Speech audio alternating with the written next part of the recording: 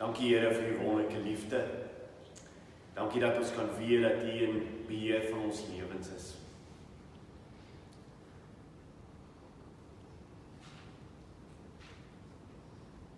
Ja Here, U ken die toekoms.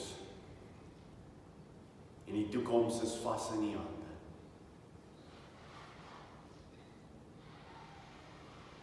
Here, as ons rondom U woord stil raak, is die begeerte van ons harte dat U dit vir ons sal oopbreek. Ons werklik waar in hierdie oggend 'n ontmoeting met U sal hê. En Here, asseblief dat dit net oor U sal gaan.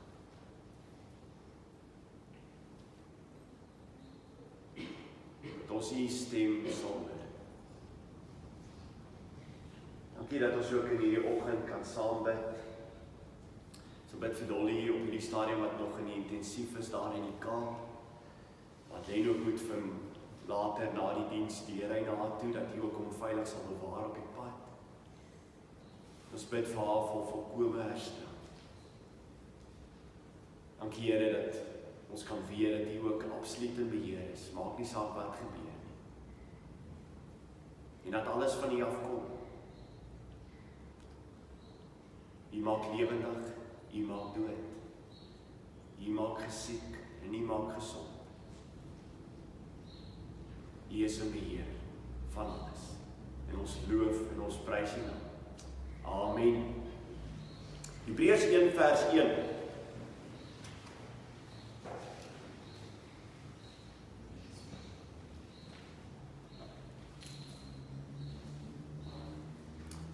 As jy miskien in my gebed gedink het, daai teksvers is miskien vir jou vreemd, hy maak siek, hy maak gesond, Deuteronomium 32 vers 39, nee, dit is 'n ongelooflike gedeelte om te besef, hy is in beheer van alles. Ek wil begin by Hebreërs 1 vers 1 net vir julle vertel, dat die hele verhaal van Hebreërs 1 wil vir ons vertel, dat jy moet na niemand anders te luister. Niks is vir jou beter om na te luister as die woord van God nie. En dat dit finaal is, en dat God met ons gepraat het deur sy seun. So daarom begin hy in vers 1. Nadat God baie keer en op baie maniere in die oudheid gespreek het tot die vaders en die profete, het hy in hierdie laaste dae tot ons gespreek deur die seun. Wat hy as erfgenaam van alles aangestel het, deur wie hy ook die wêreld gemaak het. So hy is die skepper, hy is die skepper van alles. Hy wat die afskynsel is van die heerlikheid en die afdruksel van die wese. En alle dinge dra deur die woord van sy krag. Daaroor het ons laasweek gepraat, hè? Dat elke liewe gedeelte van hom is die godheid word verteenwoordig en word vir ons aangedui deur Jesus Christus. Daarom, as ons hom sien, sien ons die Vader. Nadat hy deur homself die reiniging van ons sondes bewerk het, het gaan sit aan die regterhand van die majesteit van die hoogte. Hy het ons sonde volkome versoening voorgedoen. Dit is voldoen, dit is volmaak, dit is volbring, en hy gaan sit aan die troon van God die Vader. Die sonde is voorbetaal, vir ons is dit voorbetaal as gelowiges. En dan vers 4. Terwyl hy soveel uitnemender geword het as die engele, na mate hy voortreffeliker naam geërf het as hulle. Want aan wie van die engele het hy nooit gesê, hier is my seun, vandag het ek u gegenereer, en weer, ek sal vir hom 'n vader wees, en hy sal vir my 'n seun wees. En wanneer hy weer die eerstgeborene in die wêreld inbring, sê hy, en al die engele van God moet hom aanbid. En van die engele sê hy wel, hy wat die boodskappers winde maak, en van sy dienaars vuur vlamme. Maar van die seun, u troon, o God, is tot in ewigheid. Die scepter van die koninkryk is 'n regverdige scepter. Ek gaan tot vers 8 se einde, gaan ek vanmôre probeer saam met jou hanteer. Maar dit is 'n ongelooflike mooi gedeelte en 'n ryk gedeelte. Baie keer is ons probleem as ons praat oor Jesus se naam, die Seun van God se naam, verval mense in baie keer in goedes wat jy wonder by jouself, waar kom dit vandaan?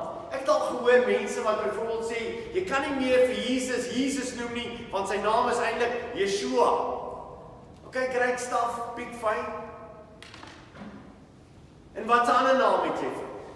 Want die Bybel is vol van sy naam. Maar die krag het ons al soveel keer vir mekaar gesê, gaan nie oor die naam nie. Dit gaan oor wie hy is. Kyk gou na Openbaring en ek wil net vir julle daai punt bewys oor hoe ryk Christus se naam is. Openbaring 19 van vers 11 af.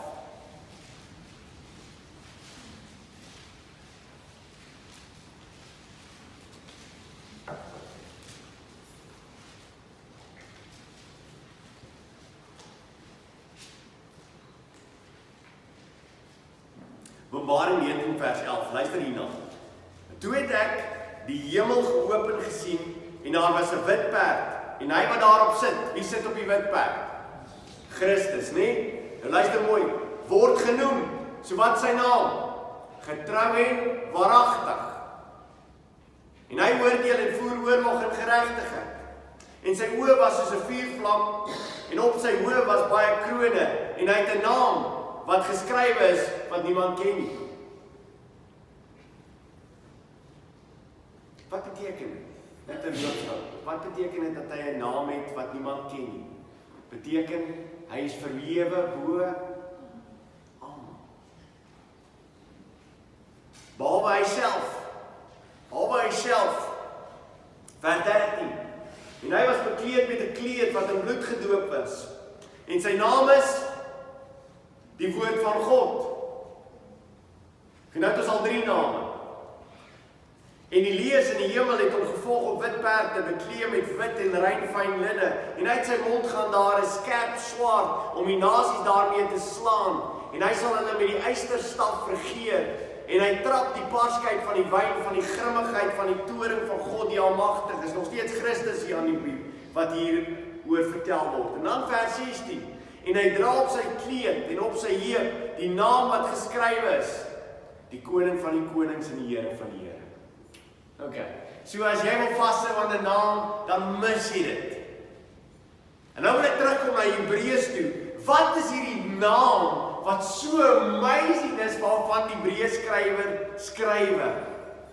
Seun. Hy is die seun van God.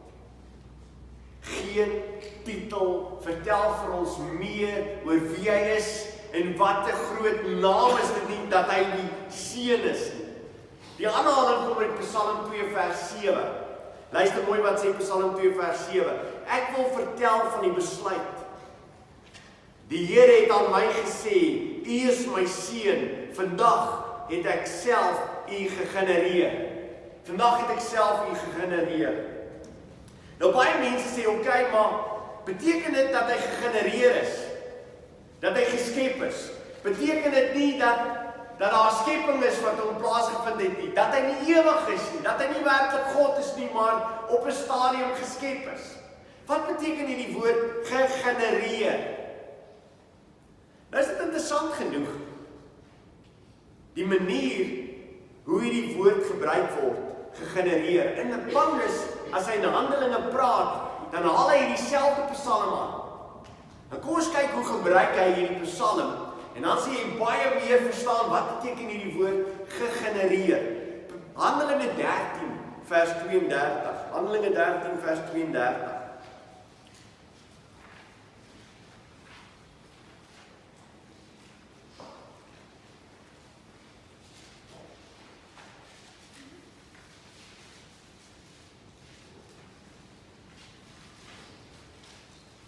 En dan kan jy onthou, as jy volgende keer hierdie woord hoor, gegenereer, gaan jy onmiddellik weet, wat beteken dit? Wat beteken dit?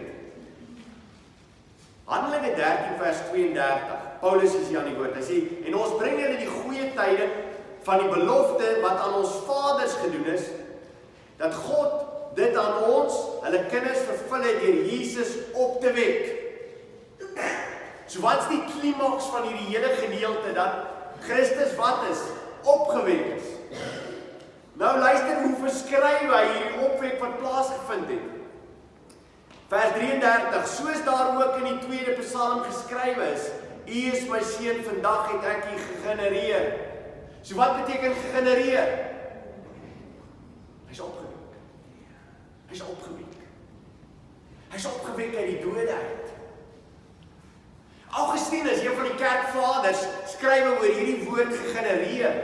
En dit is my so ongelooflik as hy begin om te beskryf wat beteken hierdie woord gegenereer. Kyk gou na 'n gedeelte in Matteus 19 vers 28. Matteus 19 vers 28. Ons sien nou wat Paulus sê. Paulus se beskrywing oor wat gegenereer beteken. So genereer beteken hy is opgewek. Matteus 19 vers 28.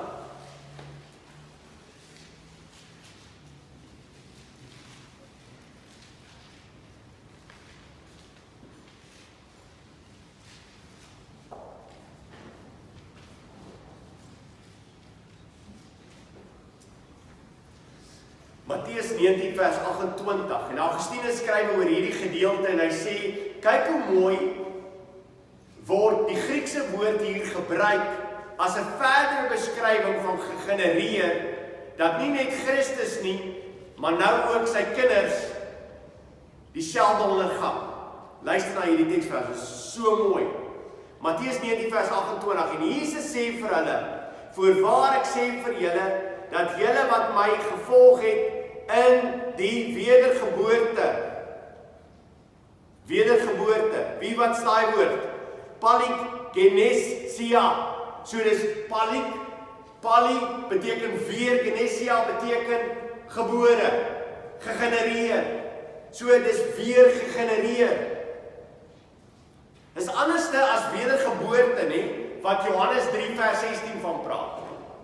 Ongelukkig daai woord en wedergeboorte, Johannes 3, wat hy praat van julle sal weer gebore word, die wat in die gees word weergebore. Daai Griekse woord het te maak ook met genia, maar het te maak met van bo af. Julle sal van bo af weergebore word. Dit beteken die oomblik wat jy tot bekering kom, gaan jy van bo af weergebore word. Jy word lewendig gemaak en dit kom van bo af. En wie maak jou lewendig van bo af? Die Heilige Gees kom en hy maak ons weergebore. Hy maak ons lewendig. Maar hierdie gedeelte sê, voorwaar ek sê vir julle dat julle my vervolg het in die wedergeboorte. So wanneer ons eendag in ons lewendig gemaak is, dat ons voor hom gaan staan. So as die oomblik as jy sterwe, wat gebeur met jou as jy sterwe? Jy word ingevat in die hemel in. Daar is weer 'n absolute wakker maak in jou lewe en jy kom te voorskyn voor hom. En Augustinus sê, dis dieselfde woord hierdie. Dieselfde woord.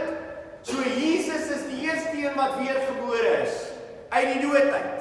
Net so sal ons as sy kinders, as ons sterwe, weer gebore word, sodat ons voor hom sal staan. Daarom is hy wat? Die eerstgebore. Maar dit ons nou uitkom. Okay, goed. So, jy volg my. So, hierdie woord, dat hy gegenereer is, het te maak met wat? Opgestaan uit die dood. Opgestaan uit die dood. So kan jy verstaan, mense wat rondom hierdie gedeelte probleme het te sê, so Jesus is gemaak?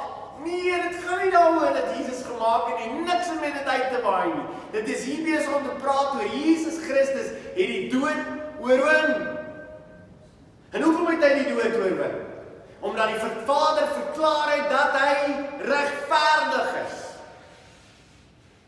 En daarom word hy opgewek uit die dood uit, want hy is die Seun van God. Geen groter titel is daar as dat hy die Seun van God is nie. Ons het in die begin van Hebreers vertel, wat is hy as Seun van God? Hy is die erfgenaam. Alles behoort aan hom. Alles wat die Vader se is syne. As jy dus gaan kyk na hierdie hele gedagte van hy is die Seun van God, dan is dit so wonderlik dat die res van die Bybel bou ook daarop voort dat omdat hy die Seun is, daarom het hy baie broers en susters, ons is mede erfgename van hom en ons is mede broers en susters van hom. So alles vloei uit die hele gedagte is dat hy die Seun van God is. En omdat ons aan hom behoort, is ons mede-erfgename, is ons ook nou kinders van die Vader. As jy by hierdie stadium nie lekker smile nie, dan weet jy wat gaan jou laat smile. Dit is ongelooflik om te dink dat ons ook nou kinders is van die Vader, omdat hy die eerstgeborene is van die Vader, en hy het gekom en lewe kom gee. Hy het die dood kom oorwin. Dan gaan hierdie gedeelte weer verder. Kom ons kyk na Hebreers 5. Hy praat oor die engele en dan sê hy, want aan wie van die engele het hy ooit gesê, U is my seun, vandag het ek U genereer. Okay, so, is hy hoër as die engele? Ja, absoluut. So die hele gedagte van die Jehovah's, wat sê dat Jesus maar net een van die engele is. Waarheen sal jy Jehovah bring heel eerste? Nou wat se teksgedeelte toe? Hebreers. Want Hebreers vertel vir jou nie, hy is nie 'n engel nie, hy is hoër as die engele. Hy sê, U is my seun, vandag het ek U gegenereer en weer, ek sal vir hom 'n vader wees en hy sal vir my 'n seun wees. Ek sal vir hom 'n vader wees en hy sal vir my 'n seun wees. Waar kom hierdie gedeelte vandaan? Onthou julle vir wie dit waar hierdie gedeelte plaasgevind in die Bybel? Waar daar gesê het, ek sal vir hom 'n vader wees en hy sal vir my 'n seun wees. Samuel, 2 Samuel, kyk gaan na 2 Samuel. God sê dit vir Dawid. God praat met Dawid oor die seun wat in sy troon sal sit.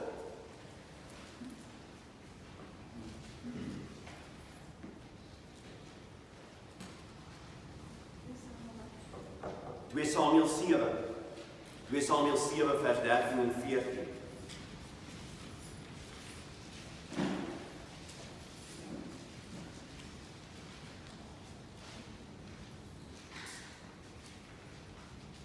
God praat met Dawid en hy sê vir hom, hy sal vir my 'n naam, 'n huis bou. Dis hierdie kind wat uit Dawid sal kom. Hy sê hy sal vir my 'n naam bou, 'n huis bou en ek sal sy koninklike troon bevestig tot in ewigheid. Okay, gaan dit net oor Salomo hier. Hoe weet jy dit? Ewig. Hy sal vir my naam 'n huis bou en ek sal sy koninklike troon bevestig tot in ewigheid. Ek sal vir hom 'n vader wees en hy sal vir my 'n seun wees. En dan gaan die teksvers aan, sodat hy verkeerd handel, ek hom sal straf met 'n menslike roede met slaaf van mensekinders. Nou praat hy ook oor Salomo. Nou praat hy oor die volk. Maar as 'n gedeelte hiervan wat te maak het met Christus wat sou kom. Hy sal vir my 'n naam, 'n huis bou. Hoe het hy dit gedoen? Hoe het Christus 'n naam, 'n huis gebou? Vir God 'n huis gebou. Deur sy eie lewe te gee.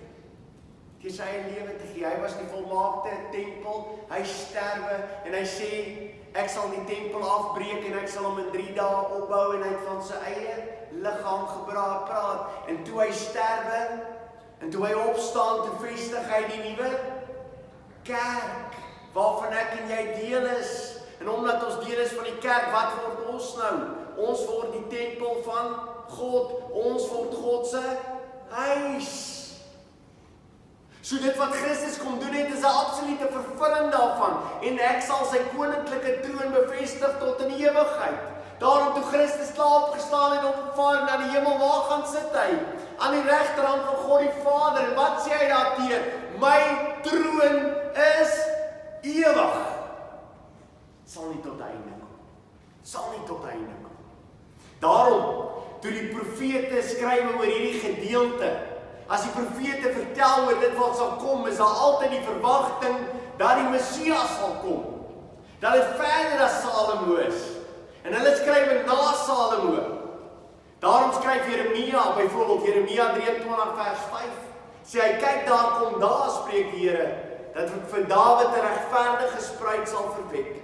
En as koning sal hy regeer en verstandig handel en reg en geregtigheid doen in die land.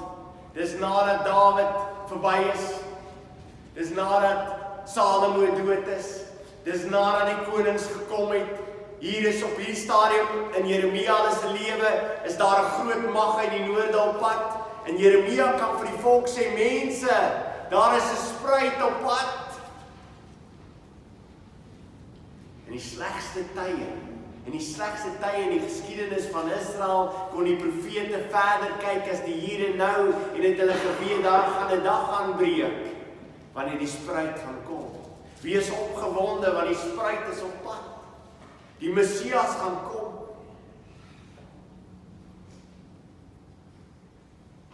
Kan jy verstaan, ek kom hierdie gedeelte hoor en hoor vir ons probeer vertel mense, Christus is soveel meer en soveel meer verhewe as enigiemand anders. Waarom luister jy na ander goeders en ander mense, in plaas daarvan dat jy na God luister? In plaas daarvan dat jy na sy woord luister, in plaas daarvan dat jy moeite en tyd maak met hom, verstaan jy wie hy is? Die Hebreers skrywer, hy worstel met 'n kerk wat wil teruggaan na die ouwe, wat wil teruggaan na die Joodse gebruike toe, en hy sê vir hulle, mense, wat gaan aan met julle? Verstaan julle wie Christus is? As julle teruggaan na al die ou gebruike toe en al die Joodse wette, dan het julle vergeet wie Christus is. Kom, ek wil julle vertel wie hy is.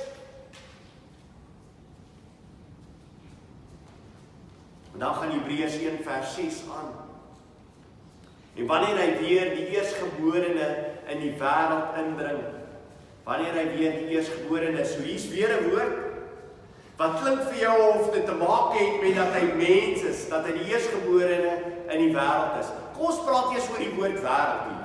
Wat beteken die woord wêreld hier? Die Griekse woord kom van oikos, wat 'n huis is, 'n woning is. Nou eerstens, hierdie wêreld het nie te maak met hier nie. En nie te maak met hier. Want hier is 'n opvolg wat plaasvind in die Hebreërs skrywer. Hy vertel vir ons dat Christus die een is wat mens geword het, dat hy vir ons sonde gesterf het, dat hy in die hemel opgevaar het, dat hy sit aan die regterhand van die troon van God die Vader. So waarheen is hy besig om ons te begelei? Na die hemel. Na dit wat in die hemel besig is om plaas te vind. Want die grootste probleem in jou lewe is, as jy mis waar Christus op hierdie stadium is en heers, kan jy dalk moedeloos raak. Kan jy dalk angstig raak. Maar as jy jou geestelike hoof verskuif en besef, hy is in beheer van alles, hy sit op die troon, dan verander dit jou lewe. En nou is hy besig om die mense te skuif na dit toe, en dan sê hy vir hulle, en wanneer hy weer die eersgebore in die wêreld inbring, waar is God besig om die eersgeborene in te bring? Hy het hom klaar gegenereer, hy het opgestaan uit die doodheid, hy kon sit aan die regterhand van die Vader, waar het hy ingekom? In die hemel. Dis die oikos, dis die huis, dis waarvan God praat, hy het in die hemel ingekom, en toe hy in die hemel ingekom, hierdie eersgeborene, gaan ons dan lees, wat doen die engele aan hom? Maar sy hele ingang was die ingang wat plaasgevind het in die hemel, sou hy in beweeg het. En hy is die eersgeborene wat in die hemel in beweeg. Dit is my wonderlik as jy gaan kyk nou byvoorbeeld, baie net om na Hebreers 2 vers 5. Hebreers 2 vers 5 word dieselfde woord gebruik, dieselfde vorm van oikos word gebruik. En luister wat sê dit hier, want dan sal jy onmiddellik sien waarheen die Hebreërs skrywer onmiddellik vir ons sê, waar is hierdie wêreld? Want aan die engele het hy die toekomstige wêreld waarvan ons spreek nie onderwerp nie. Toekomstige wêreld. Dit wat kom. Okay, dit wat kom, die ewigheid, die hemele. Nou wat beteken dit dat hy die eersgeborene is wat in die wêreld ingekom het? Hierdie titel vind ons by Israel. Dit is ongelooflik as jy na Israel kyk, dat God vir Israel sy noem sy eersgeborene. En wat beteken dit dat hy sy eersgeborene is? Wat beteken dat hy vir die Farao sê, Farao, jy moet my eersgeborene laat trek uit die land uit? Het dit enigiets te maak met die geboorte van Israel? Wat wil hy vir die Farao sê? Farao, hierdie is my mense, hierdie is die belangrikste bevolkingsgroep, hulle behoort aan my, hulle is myne, hulle is eersgeborenes, hoogste in rang, hoogste bo enigiemand anders te, hulle behoort aan my. Hoekom? Dat hulle so wonderlik was? Glad nie. En deur hierdie titel begin hy om voor te berei vir die eerstgeborene wat sou kom. En daarom al die titels en al die dinge wat beskryf het van Israel, gaan oor op Jesus. Want net so het hy Israel uit Egipte land uitgebring. En net so sal ek my seun ook uit Egipte land uitbring. En wat sê die profete, hoe is dit vervul? Hoe sê die Bybel, hoe is dit vervul? Deur Jesus Christus, wat sy ouers na Egipte toe gevlug het, en God bring hulle uit Egipte land uit terug. Elkeen van hierdie titels in die Bybel, selfs as daar van Israel gepraat word, is die een wat daar verwys word in diepste, is Jesus Christus. Eksodus 4 vers 22, dan sê vir Farao, die spreek die Here, my eerstgeborene seun is Israel, my eerstgebore seun is Israel, hy die hoogste titel, hy die hoogste rang. En dan kom ons in die Nuwe Testament, en dan hoor ons hierdie woord eerstgeborene. En dan wil ons kyk, wat beteken eerstgeborene in die Nuwe Testament? En hier's 'n paar teksverse wat ek wil hê jy moet saam met my lees. Romeine 1 vers 4.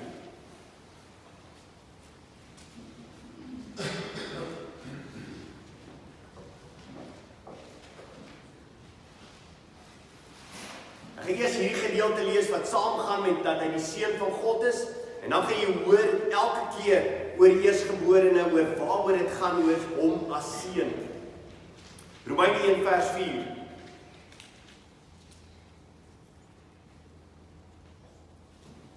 En na die gees van heiligheid met krag verklaar is as die seun van God deur die opstanding uit die dode, Jesus Christus ons Here.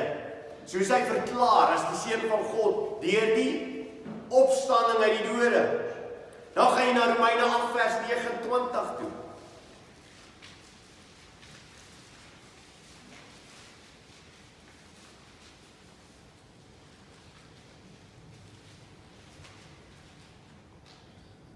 Dis 'n ongelooflike ryk gedeelte, Romeine 8, eintlik van vers 28 af. Hy sê vers 29, want die wat hy van tevore geken het, die het hy ook van tevore verordeneer, om gelykvormig te wees aan die beeld van sy seun, sodat hy die eerstgeborene kan wees onder baie broeders. So hy is wat? Die eerstgeborene. Hy het die hoogste rang. Hy staan bo alles. Hy is die een wat ons aanbid, want hy is bo almal. Hy is die eerstgeborene van ons broers. Dan Kolossense 1 vers 18. Nie net is hy die hoogste in rang nie. Kolossense 1 vers 18 sê,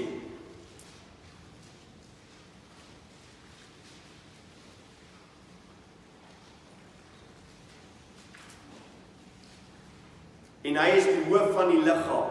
Dis nou die kerk. Hy is die hoof van die liggaam. Naamlik die gemeente. Hy wat begin is. Die eerstgeborene uit die dode.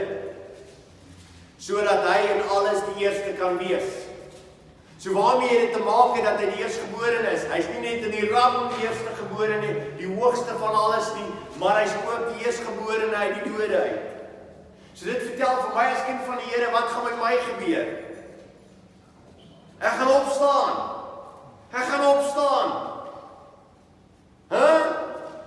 Dis een van die wonderlikste dinge om as kind van die Here te sê, Jesus Christus het die dood oorwin, hy het opgestaan, hy het na die hemel toe gegaan, en ek is sy broer, ek is 'n mede-erfgenaam, en ek gaan ook saam met hom in die hemel in opgaan.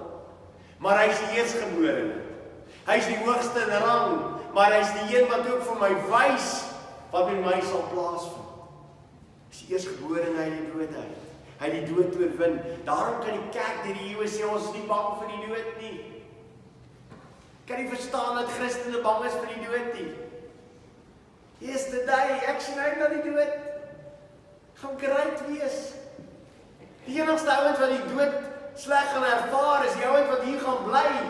As ek vanmôre terwyl ek hier staan, en dit sal die beste plek wees om te gaan. Net hier.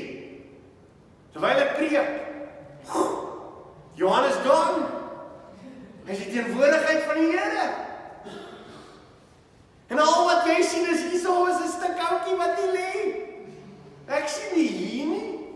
Ek sien Dis die teenwoordigheid van God. Dis wat Christene opgewonde gemaak het. Dis hoekom Christene kon, terwyl die leeu's op hulle afstorm, kon hulle hande vashou en die Here verheerlik. Kom, ciao, ek is op pad.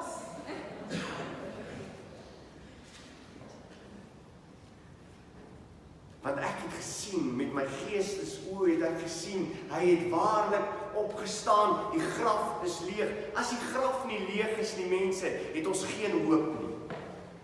As die graf nie leeg is nie, is ons die beklaringswaardige van alle mense, sê Paulus. Maar die graf is leeg. As ek 'n kind van die Here is, dan glo ek die graf is leeg. Hy het opgestaan en net so gaan ek opstaan, want hy is die eerstgeborene. Hy is die eerstgeborene uit die dood. Net so sal ek opstaan uit die doodheid. Hierdie liggaam vir my sal tot 'n einde kom, maar ek gaan opstaan en ek gaan 'n nuwe mens wees. En dan gaan daar 'n dag gaan plaasvind wanneer God weer my gaan vereenself een maak met 'n liggaam, 'n nuwe liggaam wat ek gaan kry. Dit gaan plaasvind.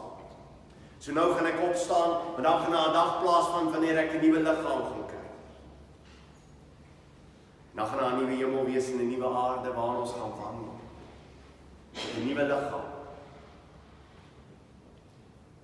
En alles is vir ons duidelik uit Christus uit. Daarom het die kerk na Christus kyk en gesê, toe Christus opgestaan het, hoe was hy? Hoe was sy liggaam? Hy het deur die mure beweeg. Niks kon hom vashou. So sal ons liggaam. Dis sal ons verheerlikte liggame wees, want hy is die eerstgeborene. Hy is die een wat ons moet dophou. Soos hy was, so sal ons wees. Soos hy is, so sal ons wees. Kyk gou na Openbaring 1 vers 5. Openbaring 1 vers 5.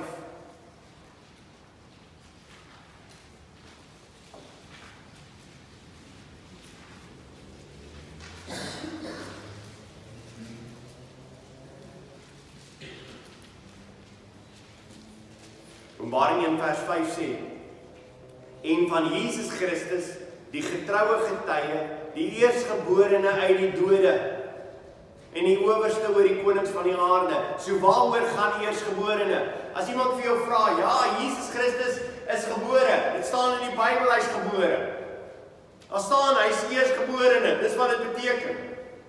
Nou, hoe gaan jy daai persoon help? Jy gaan eers vir hom sê, wat beteken eerstgeborene? Eerstgeborene beteken eerste in 'n rang. Maar eerstgeborene beteken verder dat hy die eerste een is wat die dood oorwin het. Daarom is hy die eerstgeborene. En daarom die eerste geboorte wat plaasvind in my lewe is wanneer die Heilige Gees vir Johan Lou van bo af, want dis wat die Griekse woord sê, van bo af het hy vir my kom lewendig maak. Daarom wedergeboorte is nie iets wat uit myself uitkom nie, maar van hom afkom. Deur die Heilige Gees se werk kom hy en hy kom maak my lewendig. En dan wat in plaas?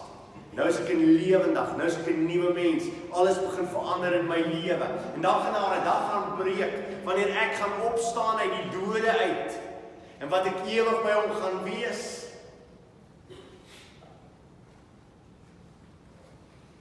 Daarom is hy die eerstgeborene. Hy wys die weg. Hy is die weg, die waarheid en die lewe. Niemand kom na die Vader toe behalwe deur hom nie. Hy is die eerstgeborene, ons gaan hom volg. Nou wat sê hy van hierdie eerstgeborene? Kyk na die teksvers. Wat sê hy van hierdie eerstgeborene? Dit is vir my ongelooflik. Dis verder wat jy met iemand kan praat.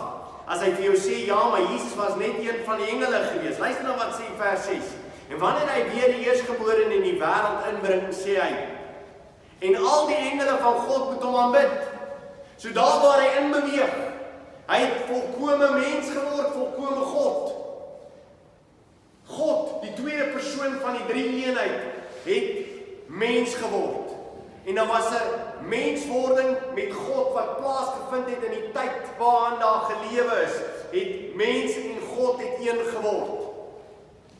Hy is waarlik mens, hy is waarlik God. En hy sal aanhou tot in ewigheid om waarlik mens, waarlik God te wees. Dit was hy bereid om op te gee. Vir my en vir jou.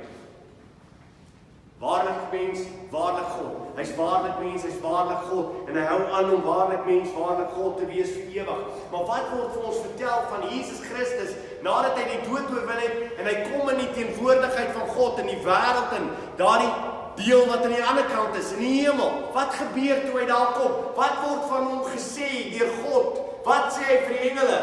En dan die engele van God moet hom aanbid. Moet hom aanbid. Ek kan nie verstaan hoe mense by hierdie gedeelte verbykom. Wie alleen mag aanbid word?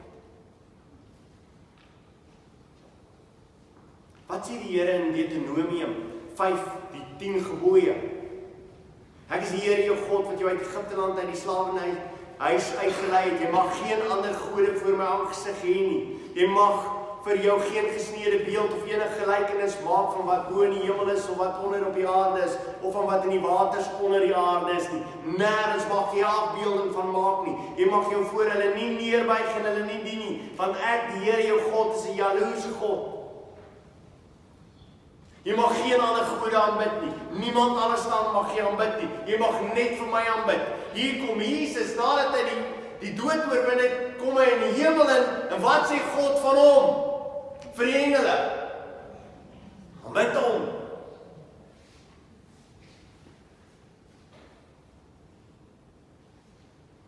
En hierdie woord in dieselfde woord deur die Grieks, as hy so gebruik word, proskeneo, beteken aanbidding, beteken jy val voor hom en jy aanbid hom. As Jesus deur die duiwel versoek is in die woestyn, is een van die dinge wat die duiwel vir hom sê is, hy sê ek sal al hierdie dinge vir julle gee, as jy net my neerval en my aanbid. Toe sê Jesus vir hom, gaan weg Satan, want daar is geskrywe, die Here jou God moet jy aanbid en hom alleen dien. Kan jy verstaan wat die Hebreers skrywer vir jou sê? Mense, die engele is onder Christus, die engele aanbid hom. Die engele val neer en aanbid vir hom. Hoeveel te meer moet ons as gelowiges voor hom neerval en hom aanbid, hoe meer moet ons as gelowiges te besef, wie is hy?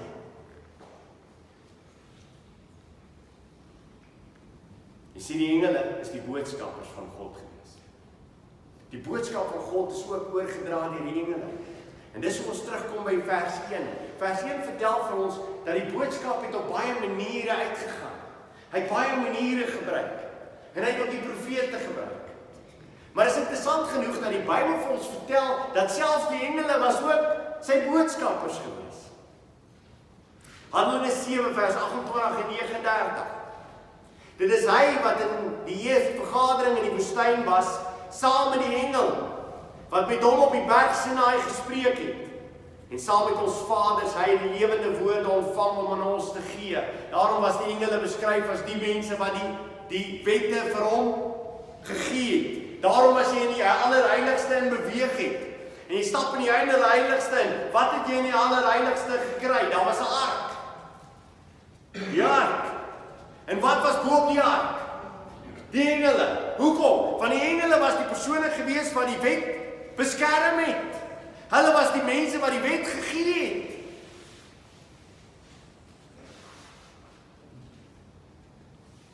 Vers 39, na hom wou ons vaders nie luister nie, maar hulle het hom verstoot en met hulle harte na Egipte teruggegee. Hulle wou nie luister nie, mense wou nie luister nie. God het gepraat en die mense wou nie luister nie. Dan Galasiërs 3 praat weer oor die engele. Galasiërs 3 vers 19.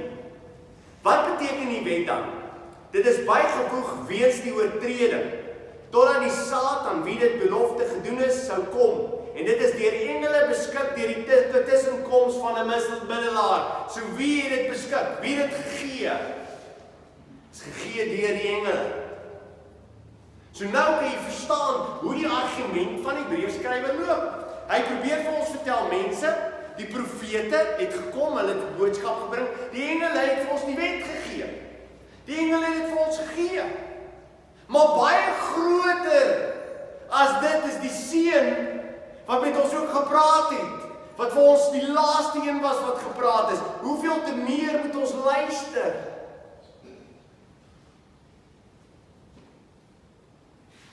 Die engele is sy boodskappers. En dan haal hy aan Psalm 104 vers 4 in die laaste gedeelte van hierdie gedeelte in Hebreers. Hy sê vers 7, en van die engele sê hy wel, hy wat die boodskappers winde maak en van sy dienaars 4 vlamme. Nou dis 'n aanhaling uit Psalm 104 vers 4. Psalm 104 vers 4.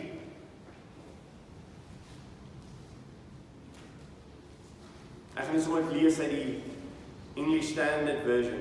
Daar's baie mooi vertaling. Hy sê, he makes his messengers the winds, his ministers a flaming fire. Hy gebruik hulle as die winde. Hy gebruik hulle as 'n vuur.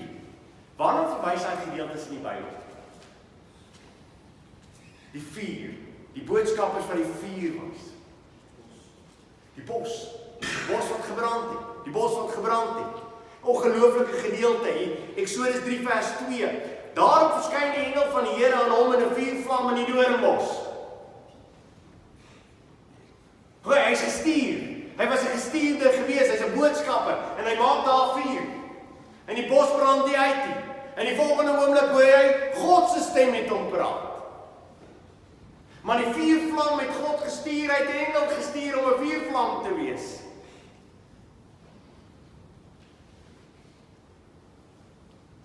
Maar hy sal ook die wind wees. 2 Samuel 22 vers 11. En hy, dit is God, het op die gerub gery, die engel gery en gevlieg. Ja, hy het verskyn op die vlerke van die wind. Die engele is die persone wat in diens van God staan, van ewigheid tot in ewigheid gaan hulle die dienaars wees. Alright, wat het met die engele gebeur? Die engele is geskep, weet jy of jy dit weet? Die engele is geskep. Wanneer is hulle geskep? In 6 dae het God die hemel en die aarde en alles wat daarin geskep. So wanneer is die engele geskep? In die 6 dae. Ons weet nie wat se dag nie, maar ons weet in 6 dae het hy alles geskep. Die engele is geskep. Hulle is skepsels van God. Waaroor is hulle geskep? Vir wat doel is hulle geskep? Dienaars. Dienaars van God. En dis die wonderlike, ons het daaroor in toe ek gebid het gepraat. Daar's engele wat geskep is vir net een doel. Is om voor God te staan en 2 van hulle vlerke bedek hulle voete, want hulle is nie rein genoeg om voor hom te verskyn nie. 2 van hulle voete bedek hulle gesig. Ons kan nie na hom kyk nie, hy is te heilig. En 2 van die vlerke is hulle besig om te vlieg voor sy troon en hulle skree, heilig, heilig, heilig tot in ewigheid. Dit al voor hulle gemaak is.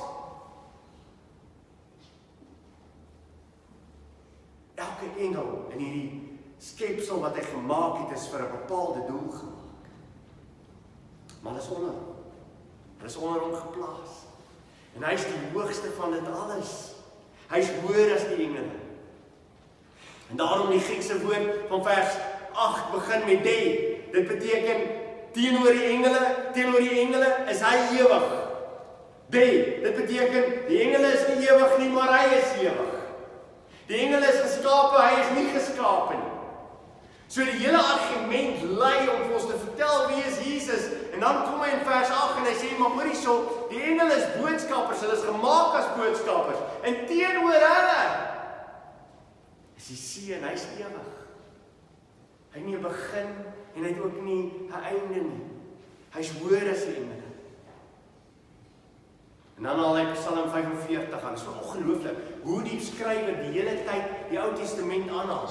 Hy bring die hele tyd die Ou Testament in. Dit verryk vir ons die Ou Testament. Nou lees ons die Ou Testament en besef, die Ou Testament het alles te maak oor Christus wat sou kom. Psalm 45 vers 7 en 8. U troon, o God, is vir ewig en altyd. Van wie word hier gepraat, sê die Hebreers skrywer? Jesus. So wat sê die psalmdigter vir ons oor wie is Jesus? Hy is ewig en hy is God. Hy is God. Daar's geen manier dat jy kan twyfel dat Christus waarlik God is nie. Want die psalmdigter wat aangehaal word, haal aan U troon. En hy het nou net vir ons vertel dat Jesus sit op die troon. Hy is die een wat ewig is. En dan haal hy die psalm aan om te wys dat hy ewig is. En die psalmdigter begin, die troon, o God, is vir ewig en altyd. Die scepter van die koninkryk is 'n regverdige scepter. U het geregtigheid lief en haat goddeloosheid, daarom het, o God, U gesalf. Hoor jy daai gedeelte? It's my beautiful. Luister hierna. Ons gaan volgende week aangaan met die gedeelte. Hy sê, U het geregtigheid lief en U haat goddeloosheid. Daarom het, o God, U gesalf. Met vreugdeolie bo U metgesel.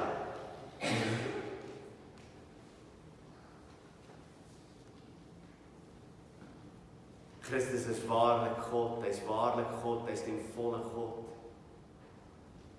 Niks is hoër as hy. Hy is die enigste seun. Daarom kom die Nuwe Testamentiese skrywers en hulle bou op hierdie voort oor wie Christus is. Hoe dit die aanduiding is van die Ou Testament oor wie hy sal wees. En ek wil so 'n paar gedeeltes gou vir julle lees, dan sluit ons af. Filippense 2 vers 9. Daarom het God hom ook uitermate verhoog en hom 'n naam gegee bo elke naam. Sodat in die naam van Jesus sou buig elke knie van die wat in die hemel en die wat op aarde en die wat onder die aarde is. So wat beteken dit? Almal gaan hom aanbid. Almal gaan hom aanbid. Die ongelooflike is as hy weer gaan kom, gaan tot die ateïste wat gebeur? Hulle gaan neerval op hulle knieë en bely dat hy God is, maar te laat. Die mees arrogantste persoon wat wil sê, ek wil my lewe soos wat ek wil. Die oomblik as Jesus op die wolke verskyn, gaan hulle skree, berge bedek ons. En hulle gaan op hulle knieë neerval en hom aanbid as God. Elke tong sal bely dat Jesus Christus die Here is. Elke tong gaan dit bely. Efesiërs 1 vers 20. Wat hy gewerk het in Christus toe hy hom uit die dode opgewek het en hom laat sit het aan sy regterhand in die hemele, bo alle owerheid en mag en krag en heerskappy en elke naam wat genoem word, nie alleen in hierdie wêreld nie, maar ook in die toekomstige. Hy is bo alles. Ja, dis kom ek nie kan verstaan het. Ek het hierdie week weer 'n persoon wat ek mee gesels het en toe vertel hy vir my van, maar wat doen julle met die duiwel? Sê ek, wat doen hy met die duiwel? Ja, maar mense moet praat oor die binding van die duiwel. Sê my liewe mens, as Jesus Christus jou vrygemaak het, is daar geen binding meer nie. Want hy is hoër as alles. Sien in die Bybel wat gebeur met demone as hulle in aanraking met Jesus kom. Hulle pleit eers by hom dat hulle nie in die onderaardse dieptes gaan nie en dan vlug hulle in die varke. As Jesus Christus in my lewe is, dan is hy beheer van alles. En ek hoef nie te vrees nie, want hy is bo alles. Hy is bo alle owerheid, hy is bo alle mag, hy is krag, heerskappy, elke naam wat genoem word, nie alleen in hierdie wêreld nie, maar ook in die toekomstige. En hy het alle dinge onder sy voete onderwerp en hom as hoof bo alle dinge aan die gemeente gee. 1 Petrus 3 vers 22, wat heen gegaan het na die hemel en aan die regterhand van God is, terwyl engele en magte en kragte aan hom onderwerp is. So wat sê Petrus? Petrus sê dit het plaasgevind. Hy het die dood oorwin. Hy is die eerstgeborene uit die dood uit. Hy is gegenereer. Dit beteken hy is hoër in rang. Hy is hoër in titel. Weereens, hy is die een wat die dood oorwin het. Al twee gedeeltes bou daarop voor. Hy is die een wat die dood oorwin het. Hy is die een wat in die heerskappy is. Hy gaan in die hemel in, en as hy in die hemel gaan, dan sit hy regterhand van God die Vader. En terwyl hy sit in God in die regterhand van God die Vader, wat doen God? Want hy self God. Hy verklaar dat almal hom moet aanbid. Volkome God, volkome mens. En die hele aarde, alles wat daarin is, sal hom tot in ewigheid aanbid dat hy God is, dat hy die Heer is van alles. En nou sê die Hebreërs skrywer vir jou, so waaroor sal jy wil teruggaan na enigiets anders in jou lewe? Hoekom sê die Joodse gebruik wil navolg? Hoekom sê jy dinge wil navolg wat die wêreld vir jou leer? Hoekom sal dit vir jou so belangrik wees dat die wêreld na jou moet kyk en sê jy is slim? Want onthou, die woord van God is dwaasheid. Is dwaasheid. As die wêreld na my luister en ek verkondig die evangelie van Jesus Christus, dan sê hulle, so naïef, so stupid. En dis great, ek is stupid. Die waarheid is, jy het nie idee hoe stupid ek regtig is nie. Maar weet jy wat? Die waarheid word geopenbaar deur sy kinders. Dit sê Jesus vir die mense. Hy sê, julle is besig om dinge van my te sê, maar die waarheid word geopenbaar deur sy kinders. Wat beteken dit? Sy kinders wys dat die woord van God die waarheid is, want dit werk. Hoekom werk jou lewe nie? Hoekom werk jou huwelik? Hoekom werk dit nie die manier hoe jou kinders grootmaak? Hoekom werk dit nie? Dit werk nie omdat Jesus Christus in die wêreld ingekom het en gesê het, dit is die manier hoe dit moet plaasvind. Ek is die een wat heerskappy het. Ek is die een wat weet hoe alle dinge moet plaasvind. En jy wees gehoorsaam in my, en jy buig jou knie voor my. Ek is God en jy moet na my luister. En dan kom die mens en hy bal die vuis voor die lewende God en sê, ek sal nie dit doen soos jy wil hê ek moet doen. En sy seksualiteit. En sy verhoudings met hom. En dan sien jy hoe hy stikke optel in mense se lewens. En dis elke keer as iemand sy vuis gebal het voor die lewende God en gesê het, ek weet beter as jy. Die Hebreërs skrywer roep jou op vanmôre, kom, val in lyn. Kom terug. Val in lyn en sê, Here Jesus, U is groter as enigiemand anders. Here, U is verhewe bo alles. Here, U is die eerstgeborene uit die dode uit. U is gegenereer uit die dood uit, opgestaan. En daarom kan die kerk in hierdie wêreld instap met maak nie saak wat ons gaan tref in hierdie week. Ek is meer as oorwinnaar deur Jesus Christus wat my die krag gee. Amen. Kom ons buig ons hoofde.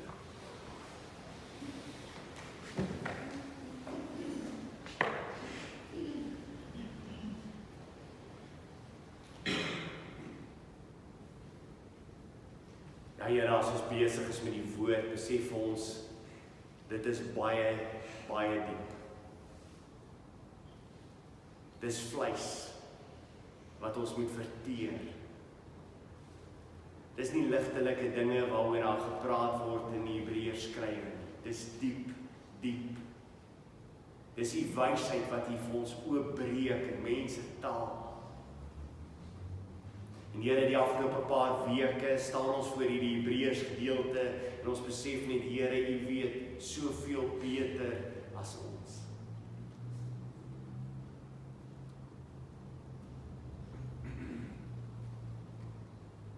Here, het ons as gelowiges enige verstaan van wie U is. Verstaan ons wat dit U gekos het om na hierdie wêreld toe te kom.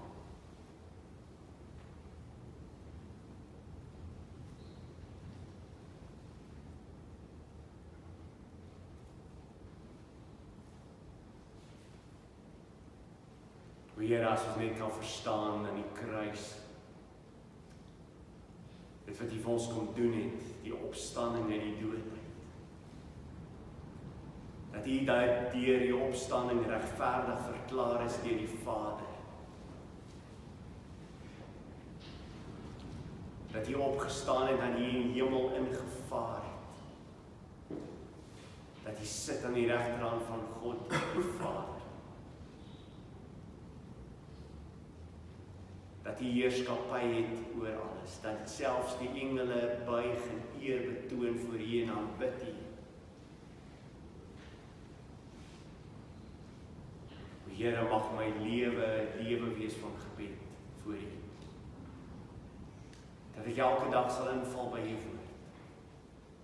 Dat ek nooit in my lewe sal dink dat ek beter weet as U nie. O Here, rig my weer. Rig my denke. Mag in alles wat ek doen, U naam verheerlik. Amen.